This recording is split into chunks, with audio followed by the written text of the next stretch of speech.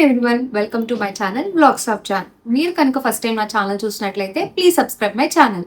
So already last వీడియోలో నేను నా ప్రెగ్నెన్సీ డిలే అవ్వడానికి గల రీజన్స్ చెప్పాను. మీరు కనుక వీడియో చూడకపోతే నా ఛానల్లో చెక్ చేసేయండి. సో ఈ వీడియోలో మనం అసలు ప్రెగ్నెన్సీ రావడానికి 10 years తర్వాత న్యాచురల్గా రావడానికి నేను ఫాలో అయిన డైట్ ఏంటో మీతో షేర్ చేసుకుందాం అనుకుంటున్నాను. సో ఫస్ట్లీ మనందరికీ కూడా చాలా ఫుడ్ హ్యాబిట్స్ ఉంటాయి. కొంతమందికి జంక్ ఫుడ్ అంటే చాలా ఇష్టం, కొంతమంది హోమ్ మేడ్ ఫుడ్ ప్రిపేర్ చేస్తారు. నేను పర్సనల్గా జంక్ ఫుడ్ చాలా ఎక్కువ తినేదాన్ని. నాకు బిర్యానీస్ అన్నా, ఐస్ క్రీమ్స్ అన్నా, చాక్లెట్స్ అన్నా చాలా ఇష్టం అనమాట.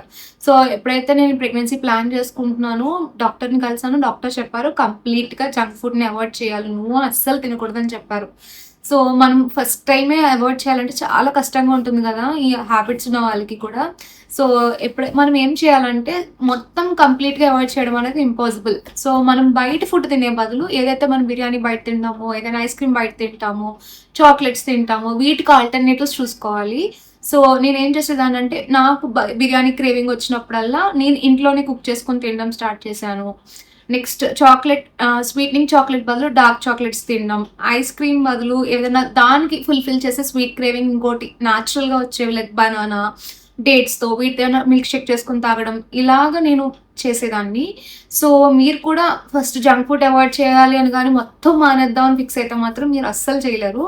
సో దానికి ఆల్టర్నేటివ్స్ చూసుకోండి. ఆ క్రేవింగ్స్ని ఫుల్ఫిల్ చేసేలాగా ఇంకొకటి ఏమైనా ఆల్టర్నేట్ చూసుకోండి.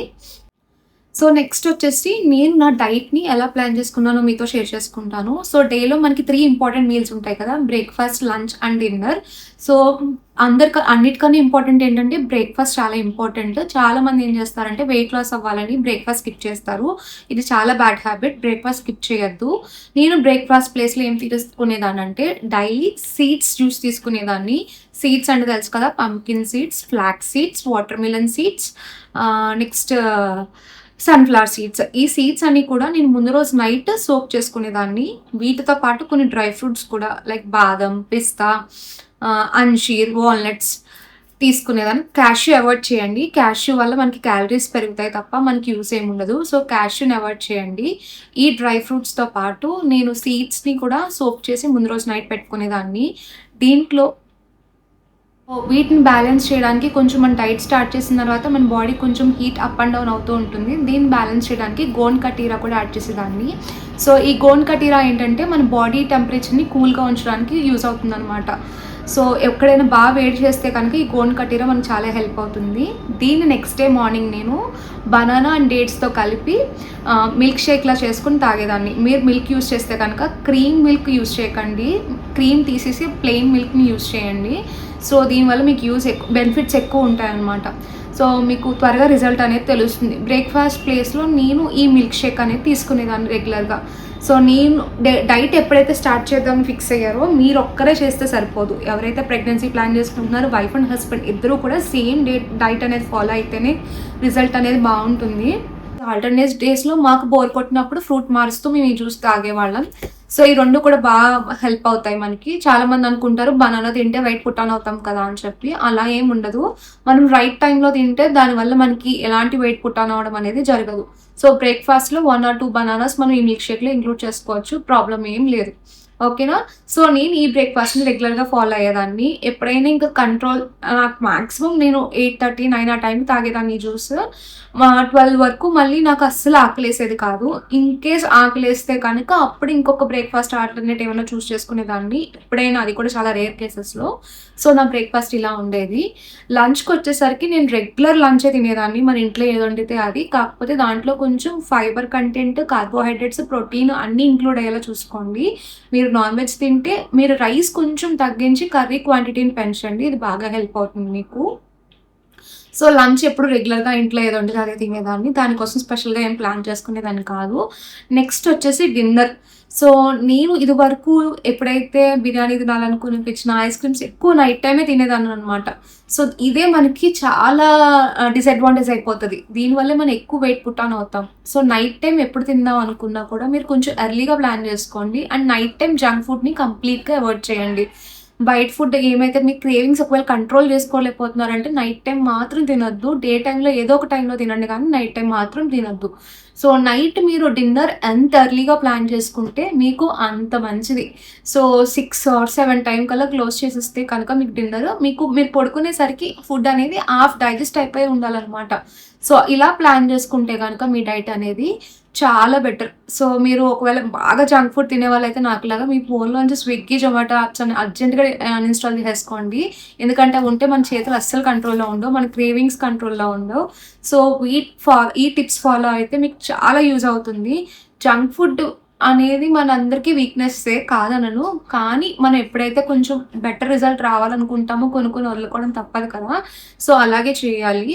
నేను అలాగే చాలా రోజులు చాక్లెట్స్ని అవాయిడ్ చేశాను, ఐస్ క్రీమ్స్ని అవాయిడ్ చేశాను. దీని బదులు ఇంకొక ఆల్టర్నేట్ చూసుకునేదాన్ని. ఎప్పుడైనా బాగా ఐస్ క్రీమ్ క్రేవింగ్ వచ్చినప్పుడు షుగర్ ఫ్రీ వాటిని చూస్ చేసుకునేదాన్ని. సో మీకు చాలా షుగర్ ఫ్రీ ఆప్షన్స్ ఉంటాయి చూడండి. అట్లీస్ట్ మీరు కంట్రోల్ చేసుకోలేకపోతున్నారంటే మాత్రం షుగర్ ఫ్రీ ఆప్షన్స్కి వెళ్ళండి. మ్యాక్సిమం అవాయిడ్ చేస్తేనే బెటర్. కానీ మీరు డైట్ ప్లాన్ చేస్తున్నప్పుడు వెంటనే నేను అన్నీ మానేస్తాను అనుకున్నారంటే మీరు అస్సలు డైట్ చేయలేరు. చేస్తున్నప్పుడు కొంచెం కొంచెం చిన్న చిన్న హ్యాబిట్స్ దగ్గర నుంచి మీరు చేంజ్ అనేది స్టార్ట్ చేయండి. అండ్ మీకు కనుక ఎక్సర్సైజ్ చేసే అలవాటు ఉంటే చాలా బెటర్. ఎందుకంటే వీటితో పాటు ఎక్సర్సైజ్ చేస్తే రిజల్ట్ అనేది ఇంకా ఎర్లీగా వస్తుంది. నేను వర్కింగ్ ఉమెన్ అవడం వల్ల నాకు అసలు ఎక్సర్సైజ్ చేయడం పాసిబుల్ అయ్యేది కాదు. ఎందుకంటే నాకు వర్కే చాలా ఎక్కువ ఉండేది అనమాట. నేను ఎక్కువ తిరగాల్సి వచ్చేది రోజు. సో నాకు అసలు అవ్వేది కాదు. 3 months నేను ఇలా చేశాను. నేను యాక్చువల్గా ఈ డైట్ స్టార్ట్ చేసింది మార్చ్ మంత్లో, 2025 మార్చ్ మంత్లో స్టార్ట్ చేశాను. అలాంగ్ విత్ సమ్ మెడికేషన్ కూడా. అసలు మెడిసినే తీసుకోలేదా మీరు ప్రెగ్నెన్సీ రావడానికి అని చాలామంది అడుగుతున్నారు. బేసిక్ మెడికేషన్ అనేది ఎవరైనా తీసుకోవాలి. మెడికేషన్ లేకుండా ఓన్లీ డైట్ ఫాలో అయిపోతానంటే కాదు కదా. సో ఫోలిక్ యాసిడ్ లాంటి బేసిక్ మెడిసిన్ తీసుకున్నాను. సో ఎగ్ రిలీజ్ అవ్వడానికి మన డాక్టర్ ఒక మెడిసిన్ ఇస్తారు, అది ఫాలో అయ్యాము. పీరియడ్ సైకిల్ అనే క్యాలెండర్ ఉంటుంది, దాన్ని కూడా ఫాలో అయ్యాను. వీటన్నిటితో పాటు మన డైట్ కూడా ఒక యాడ్ ఆన్ అవుతుంది తప్ప ఓన్లీ డైట్ వల్లే ప్రెగ్నెన్సీ వచ్చేస్తుందని నేనైతే చెప్పను మీకు. సో ప్రెగ్నెన్సీ ప్లాన్ చేస్తున్నప్పుడు మన వెయిట్ కంట్రోల్లో కూడా ఉండాలి కాబట్టి డైట్ని ఫాలో అయ్యానని చెప్తున్నాను. అది కూడా వెరీ స్ట్రిక్ట్ డైట్ కాదు. నేను చేయగలిగే డైట్నే నేను పెట్టుకునేదాన్ని. మరి ఓవర్ గోల్స్ పెట్టేసుకొని ఇది మానేస్తాను, అది మానేస్తాను, ఇది కంప్లీట్గా అవాయిడ్ చేసేస్తానని మాత్రం నేనైతే చేయలేదు. సో వాటికి ఆల్టర్నేట్ చూస్ చేసుకునేదాన్ని. నాకు ఏవైతే ఇష్టమో వాటికి ఇంకో ఆల్టర్నేట్ చూస్ చేసుకునేదాన్ని. సో మీరు కూడా మీకు ఫేవరెట్ ఫుడ్ ఐటమ్స్ ఏవైతే ఉంటాయో వాటికి, ఒకవేళ జంక్ ఫుడ్ అయితే కనుక ఆల్టర్నేట్స్ చూసుకోండి. హోమ్ మేడ్ ఫుడ్ ప్రిఫర్ చేయండి. బయట ఫుడ్ చాలా వరకు అవాయిడ్ చేయండి. సో ఇది మీకు చాలా హెల్ప్ అవుతుంది. దీంతో పాటు చాలా ఇంపార్టెంట్ ఏంటంటే వాటర్ ఇంటేక్ కూడా చాలా important. At least daily 4 to 6 litres of water తాగాలి. వాటర్ ఎంత తాగితే మీకు అంత మంచిదనమాట. సో ఈ వాటర్ ఇంటేక్ కూడా మీరు పెంచుకోవడానికి ట్రై చేయండి. నేను వాటర్ అంత ఎక్కువగా తీసుకోలేకపోయేదాన్ని. కానీ మీరు వాటర్ ఇంటేక్ తీసుకుంటే చాలా మంచిదనమాట. మీ డైట్లో చాలా సపోర్ట్ ఇస్తుంది దీన్ని. లేదంటే ఫ్లేవర్డ్ వాటర్ తీసుకోవడం, అంటే వాటర్లో కీరా కానీ, సబ్జా సీడ్స్ కానీ సోక్ చేసుకొని తాగడం, ఇలాంటివి మీకు ఏమైనా ఇంట్రెస్ట్ ఉంటే వాటిని కూడా ట్రై చేయొచ్చు. దీనివల్ల కూడా రిజల్ట్ చాలా బాగుంటుంది. సో పర్సనల్గా నేనైతే ప్రిఫర్ చేస్తాను సబ్జా సీడ్స్ వాటర్. నేను కొంచెం ఫ్లేవర్డ్ వాటర్గా బాగా ఇష్టపడేదాన్ని. నేను ఆ వాటర్ తాగేదాన్ని. షుగర్ అవాయిడ్ చేయండి. షుగర్ కంప్లీట్గా అవాయిడ్ చేయండి. షుగర్ ఆల్టర్నేటివ్స్ చూసుకోండి. న్యాచురల్ స్వీట్నర్స్ చూసుకోండి. డేట్స్, బనానాస్, సో హనీ, ఇలాంటివి న్యాచురల్ స్వీట్నర్స్ ఏమైనా ఉంటే అవి చూసుకోండి అనమాట వాటి ప్లేస్లో. సో ఈ డైట్ నాకు చాలా హెల్ప్ అయింది. ఈ వీడియో కనుక మీకు నచ్చినట్లయితే లైక్ చేయండి, షేర్ చేయండి, కమెంట్ చేయడం మాత్రం మర్చిపోకండి. Thank you.